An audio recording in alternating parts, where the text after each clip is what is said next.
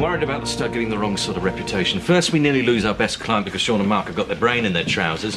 Then Andrew proves he's no better. Perhaps someone's been tampering with the water supply, lacing it with aphrodisiacs. Maybe they have. That would explain something that's been puzzling a lot of people.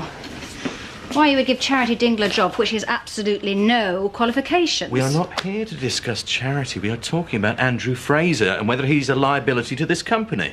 Well, that depends on whether you consider flirting with the boss's girlfriend a hanging offence. He can't keep his hands off any woman. And Elise happens to be a client. Andrew's here.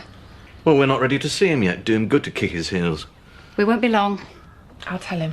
We agreed that I was in charge of staffing management.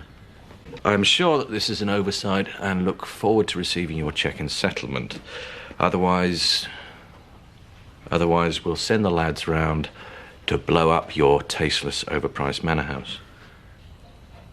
Just my little joke. But a gentle threat of legal action might not go amiss. I was wondering if you were ready to see me yet. Well, if I was, I'd have sent for you. I've been waiting more than half an hour. Really? Virginia and I were too busy to notice time go. There are a lot of jobs I should be getting on with. Then you'd better get back to work. Just make sure you're ready to come when I call. Has he always been that impatient? Well, he's very conscientious. Likes to keep busy. I was under the impression that he was rather easily distracted, especially by a pretty face. He has always been a bit of a ladies' man. First-hand knowledge? I'd rather not talk about that. Your silence speaks volumes.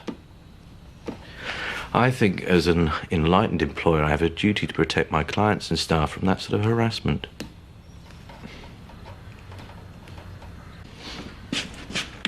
Didn't mean to keep you waiting. Time to get the mares in. If you were going to be late, you should have used the time to get washed. I don't like the officers smelling of manure. Sorry. And I don't like being embarrassed in front of clients. That performance in Shimalan was unforgivable. OK, I made a mistake. But all that fuss was down to Nicola. It was just a casual thing. I didn't realise she was going to be so immature about it. What about your relationship with Elise? As far as I'm concerned, our private lives are no one else's business but our own. Last time he worked, she seems to be more than satisfied. Oh, she seems to be satisfied in many ways, but that's not what you're employed for. And I'm afraid I'll have to terminate your contract. You can't do that. Don't tell me what I can or can't do with my own company. I don't like you. I don't like your attitude. You're out. At least let's talk about it. Sorry, you've run out of time. I'm a busy man. I have other companies to attend to. Oh, and word of advice. Try being more punctual in your next job.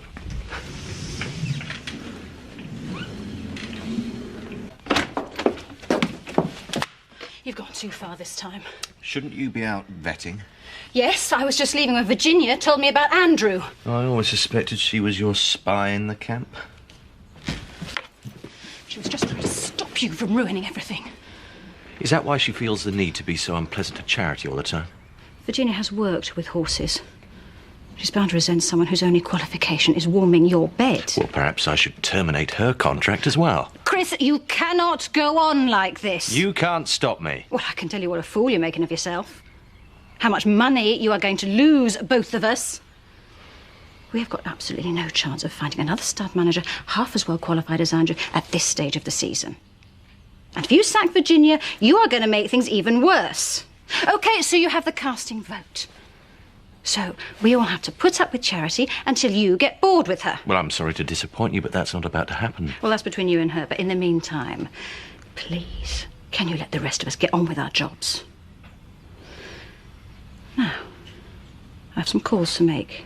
And I hope by the time I come back, you'll have undone all the damage you've caused. I'll think about it.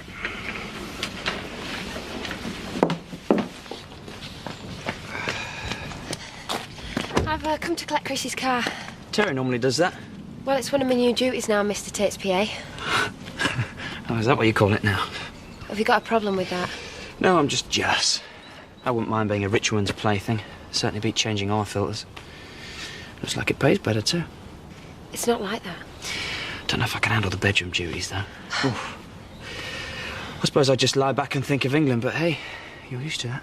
My private life is none of your business. Oh, but it could be. But you're dying for a real man sometimes, aren't you? Well, if I was, I wouldn't want a little boy, would I? I mean, take a good look at yourself, Scott. You're a two-bit greaseball scraping a living. And if you want to hang on to that, you better learn to treat me with a bit more respect. You'll get respect as long as the bills keep getting paid. Well, that depends on whether I'm satisfied with the work. I haven't decided yet. This car's running sweet as a nut. You'll not find a thing wrong with it. Ooh, says Full Valley here on paperwork. Yeah, and I washed it and polished it myself, thank Well, you didn't do much of a job. I ought to be able to see my face in paintwork. Why, so you can do your makeup? Is that part of the job too? Look, there's plenty of other garages I can go to. There's Robblesfield, Skipdale. One word from me, and you'd lose the Home Farm contract. Oh, look, there's a blemish on bonnet. I think you better wipe it over again. That's a good boy. OK, there's your cheque. It was a pleasure doing business with you.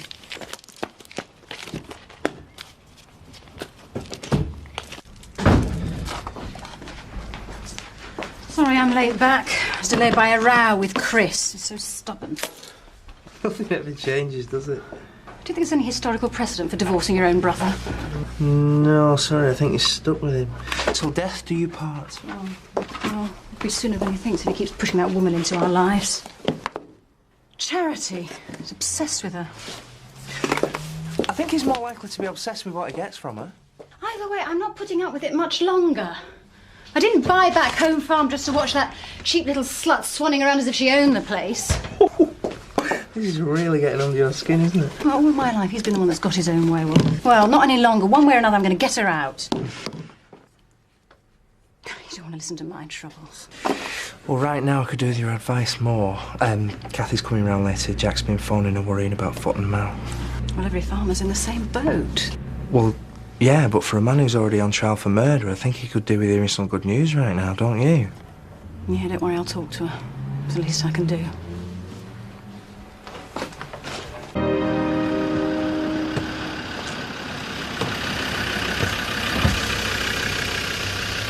I want to talk to you. But I'll have to wait. I'm late for work. Work? You don't have a proper job. Just a title Chris gave you to make things seem more respectable. Well, Chris seems quite happy with the arrangement. Well, I'm not. He's told Andrew he has to go. I was talking about sacking Virginia, and I blame you. For both. Look, don't come whinging to me. Go and sort it out with your brother. Oh, I will. But you can't go on hiding behind him all your life. I don't have to hide behind anybody. I can look after myself. In that case, you won't object to us sorting this out in private.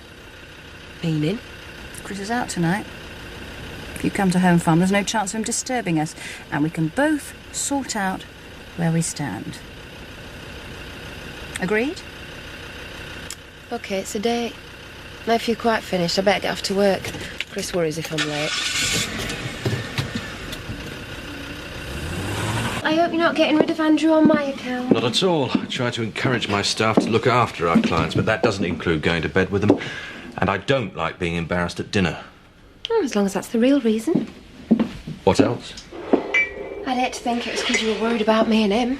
Because I've told you before, you've naught to be jealous about. Well, he does seem to be something of a ladies' man. Yeah, and it takes two to tango. Anyway, he's not even my type. What is your type? I'm looking at him. So long as I'm paying the bills. Don't get paranoid, Chris. It don't suit you. Just enjoy the moment.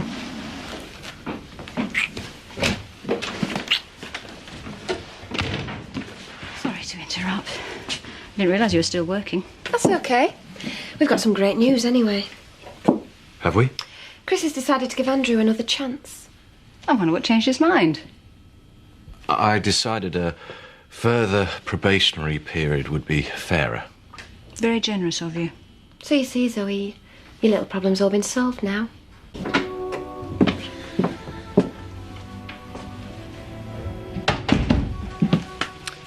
Thank you for coming.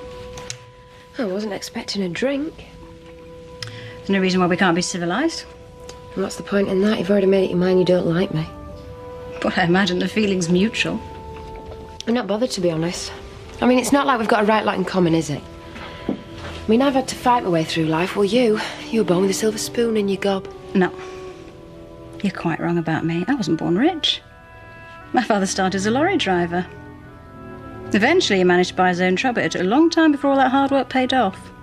What am I supposed to do, applaud or something? My mother worked alongside him, building up the business. But, she never really saw the benefits because she got cancer and, well, there's some that say he helped her to die.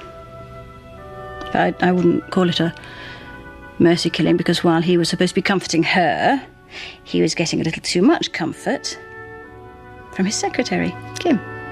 I didn't come here for a history lesson. I got bored enough at school. That's why I started bunking off. Shut up. Listen and learn. I want you to understand exactly why I won't tolerate you being here. I watched Kim slowly destroy my father, and she nearly killed Chris. So I know how much damage one money-grabbing, power-hungry little slut like you can do, and I will not let it happen again. OK, and supposing I choose to ignore all of this? Don't underestimate me, Charity. I'm a lot tougher than you think. So you can stay and fight if you want. But I've got plenty more cards up my sleeve. You're finished here.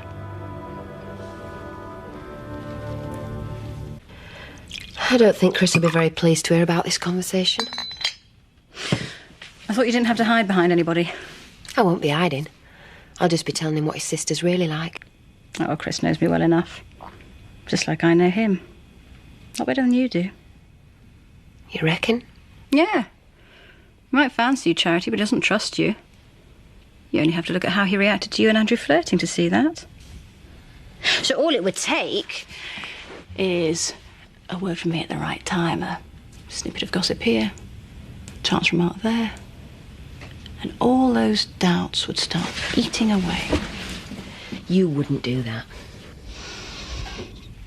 I will do what it takes. And once I've started, you won't be able to shut me up. Seem to be lost for words now, don't you? How dare you? Just proving that you shouldn't underestimate me either. Get out of here.